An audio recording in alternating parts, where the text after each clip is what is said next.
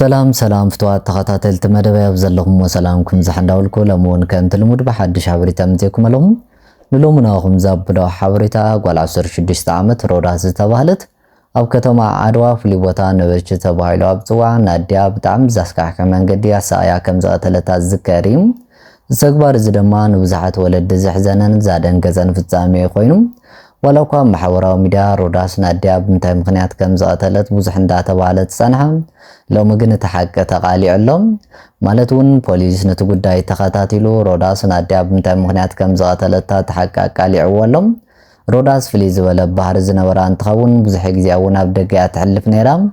ወላኳ ጓል 16 ዓመት ትሕቲ ዕድመ ተኾነት ብዘይ ዕድማም ፈረኛ ሒዛ ብዙ ጉዳይ ዝደማ ምስ ኣድያ ብዙሕ ግዜ ይቋየዋን ይባእሳን ጸኒሐን እዚ ባህሪ ዝደማ ካብ መዓልትና መዓልቲ እንዳወሰኸ ኸይዱ ዛንስተ ሓፍትና መዋዕል ምሕዳራ እንዳቢራ ከሙን ዝተፈላለዩ ሓሽሽ ክትጥቀም ጀሚራ ጋና ጓል 16 ዓመት ማለት እውን ሻውዓይ ክፍሊ ተማሪት ምንም ዓይነት ስራሕ ዘይብላ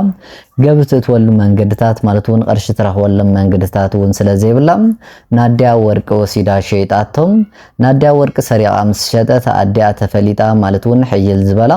ተጋዳሊት እውን ስለዝነበረት ተረኺባት ንክትቃትልን ያላ ተዘይቀደመት ንክቀድማ ኢላ ብዚ ምኽንያት እዚ ድማ ከም ዘቀተለታ እንዳተሓበረ ዘሎም እቲ ወርቂ ሰሪቃ ምስ ሸጠት እቲ ገንዘብ ምስ ፈረኛ ከምኡውን ምዛዓርካ ብሓባሪን ተጠቂመን ሎሙ ድማ ፈረኛ ከምኡውን ዛዓርካ ንፖሊስ ዝሃቦ ቃል ኣሎ ሙሉእ ትሕዝቶ እናዋኽም እናብሎ ይኸውን ከምኡውን ኣቤል ወይ ድማ ሓያል ሰብ ብዝብል እንፈልጦ ዝሓውና ዝደማ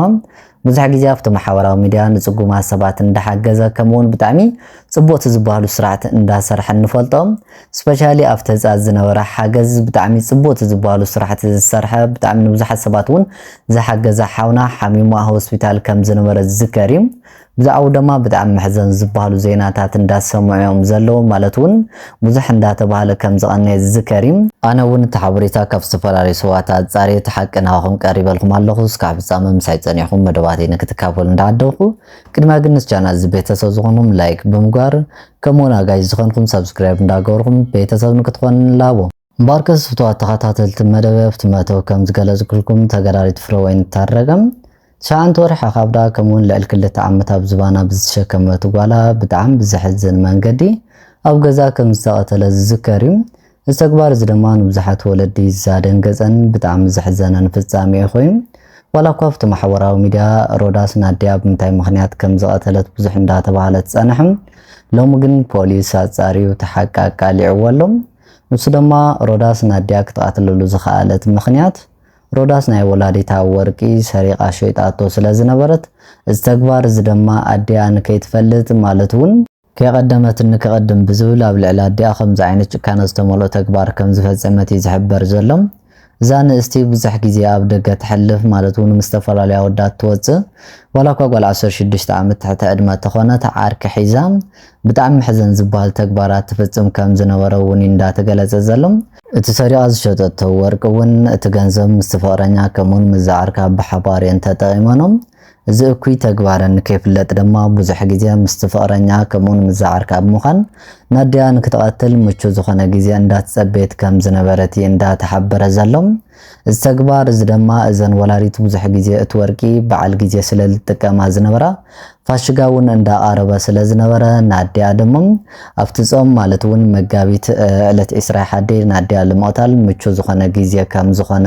ረኺባ ኣብ ስራሕ ወይላ ኣምሻ ንገዛ ክትኣቲ ከላ ድማ ምስ ዓርካ ኣብ ገዛ ብምጽናሕ እቲ ዓርካ ብጣዕሚ ብዝሕዝን መንገዲ በቲ መውቀጥ ቡና ሓጭን ገንበራ ወቂዓ ክታውደቃ ከላ እዘን ወላዲትና ድማ መሬት ወዲቐን እንዳለመና እንዳተማሕፀና ጓላ እውን ጨኪና ብትካራ ወግያ ቀቲላታ ማለት እዩ እዚ ተግባር እዚ ንከይፍለጥ ድማ እቲ ገዛ ዓጽዮን ኣብ ካሊእ ገዛኤን ሓዲረን ብናጎ ክመጽእ ከለዋ ግን እቲ ገዛ ደም ዓብለቕለቕ ኢሉ ጸኒሕዎን እቲ ደም ጸራሪገን ድማ ናብቲ ሽንት ቤት ኣብሲሰኖም ድሓር እውን ኣብቲ ከባቢ እዘን ወላዲትና ተፈታዊትን ብዙሕ ዝበሃል ርክብ እውን ስለዝነበረን ዘን ኣከባቢ ዘን ወላዲትና ኣበይ ኸይደን ማለት እውን ወይዘሮ ፍረወይኒ ኣበይ ኸይደን እንዳበላ ዝሓታ ሰባት ስለዝበዝሓ ንሳ እውን እዚ ተግባር እዚ ንከይፍለጥ ኢላ ናብ ፖሊስ ጣብያ ባዕላ ኸይዳ ቀዲማ ሪፖርት ገይራ ኣደይት ማለት ናብ ስራሕ ኢላ ምስ ኸደት ኣይተመልሰቲ ናበይ ከም ዝኸደት እውን ሲእና እያና ስለዚ ጠፊኣኒያ ኢላ ናብ ፖሊስ ጣብያ ኣመልኪታ ፖሊስ እውን 3 መዓልቲ ዝኣክል ኣልሾም ክረኽብዋ ይኻሊ ኣብቲ ገዛ ሓደ ሓበሬታ ተረኸብና ኢሎም እቲ ገዛ ተኻፈቱ ግን ብዝሕዝን መንገዲ እግራ ተኣሲራ ኣብ ትሕቲ ሳሎን ደም ተኣሊኻ ሞይታ ተረኺባ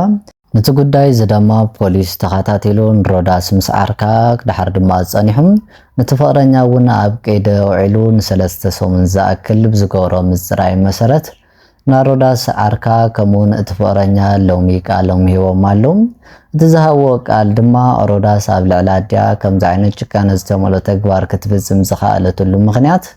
ሮዳስ ካብ ወላዲታ ወርቂ ሰሪቓ ትሰረቐቶ ወርቂ ድማ ፍቅረኛ ከምኡን ዝዓርካ ብምዃን ብሓባር ሸይጠን እቲ ዝሸጦ ገንዘብ ድማ ብሓባር ኮይኖም መስተን ሓሽሽን ተጣይሞም ከም ዝወድዎ ቃሎም ሂቦም ኣለዉ ድሓር ድማ ማለት እውን እዘን ወላዲትና ከምዚ ዓይነት ተግባር ሮዳስ ከም ዝፈጸመት ተፈሊጣ ኣብ ልዕሊኦም ሕማቕ ነገር ክትፍጽም ኢሎም ስለዝሓሰቡ ድማ ኣብ ልዕሊ ዛ ወላዲት እዚኣ ጭካነ ዝተመልኦ ሸርሒ ብሓባር ኮይኖም ንከኣትልዋም እንዳትጸበዩ ጽቡቕ ዝበሃል መዓልቲ እውን ምቹ ግዜ እውን እንዳትጸበዩ ከም ጸንሑ ተሓቢሩ ዘሎም ድሓር እውን እዘን ወላዲትና መጋቢት ዕለት 21 እውን ብጣዕሚ ጭካነ ብዝተመልኦ መንገዲ ብጓላ ተሰሚዑ ዘይፍለጥ ከምዚ ዓይነት ጭካነ ኣብ ልዕሊያ ተፈጺሙ ማለት እዩ እዞም ሰባት እዚኦም ድማ ነቲ ገበን ብሓባር ኮይኖም ማለት እውን ኣብቲ ገበን ክትፍጽም ብሓባር ኮይኖም ከም ዝተማኸሩ ዝተግባር እዚ ድማ ምስ ዓርካ ኮይና ከም ዝፈጸመቶ ተሓቢሩ ዘሎ ብሓቂ ብጣዕሚ ዝሕዝን እዩ ኣብ ልዕሊ ወላዲታ ከምዚ ዓይነት ተግባር ፈጺማ ዘን ወላዲትናማ ብዝሕዝን መንገዲ ድማ እንዳተማሓፀነት እንዳለመነት እንዳሃለየት ብጓላ ተቐቲላ እዚ ተግባር እዚ ድማ ንብዙሓት ወለዲ ዛደንገፀ ተግባር ኮይኑ ተረኺብሎ ናብቲ ቃላይ ሓበሬታ ክሰግር ከለኹ ኣቤል ወይ ድማ ሓያስ ብዝብል እንፈልጦ ብዙሕ ግዜ ኣብቲ ማሕበራዊ ሚድያ ብዙሓት ጽጉማት እንዳሓገዘ ብጣዕሚ ጽቡቕ ዝበሃል ስራሕቲ እንዳሰርሐ ዝጸንሐ ሓውና ስፔሻል ድማ ኣብቲ ህፃት ዝነበረ ሓገዝ ካብቶም ኣብ ቅድሚት ከይዶም ዝሓገዙ ኣብቲ ቅድሚት ኮይኖም ድማ ንብዙሓት ሰባት ካብቲ ናይ ሞት ሓደጋ ዛድሕኑ ሰባት ሓደ ዝሓውና ዝደማ ሎሚ ሓሚሙ ኣብ ሆስፒታል ኣትዩ ከም ጸንሐ ብዚ ድማ ብዙሓት ሰባት ኣዘራረብ ዛዕባ ገይሮሞ ከም ዝነበሩ ዝዝከር እዩ ኣብ ዝተፈላለዩ ማሕበራዊ ሚድያታት እውን ሕማሙ ብጣዕሚ ከቢድ ከም ዝኾነ ኣብቲ ሕማቕ ዝበሃል ደረጃ ከም ዝበፅሐ እውን እንዳተሓበረ ጸኒሑ ሎሚ ድማ እዚ ሓውና እዚ ማለት እውን ኣቤል ኣብ ፌስቡክ ፔጅ ብዝሃቦ ቃል መሰረት ማለት እውን ዋላ እኳ ኣብ ሰሙን እዚ ናይ ጥዕና ፀገም ኣጋጢሙ ናብ ሕክምና ኣትየ ተጸናሕኹም ሎሚ ግን እቲ ጥዕናይ ኣብ ጽቡቕ ኩነታት እየ ዝርከብ ብዛዕባ እውን ኣብቲ ማሕበራዊ ሚድያ ማለት እውን ሕማቕኛ ሓሚመ ከም ዘለኹ ኣብ ሕማቕ ዝበሃል ማለት እውን ኣብታ ፀጋም ዝበሃል ደረጃ ከም ዝበፅሐኹ እንዳተሓበረ ከም ዝጸንሐ ዝፍለጥ ኢሉ ኣብዚ ሕዚ ኩነታት ግን ኣብ ጽቡቕ ደረጃ ከም ዘሎ ኣብቲ ናይ ኑር ኣብቲ ናይ ሓገዝ ስራሕቲ እውን ተመሊሱ ከም ዝኣቲ ሓቢርና ኣሎ ሎም ናኹም ዘበልና ሓበሬታ እዚ ይመስል ከሊማልቲ በኻሊ ቪድዮስ ካን راخب دعن كنو سنين عاكم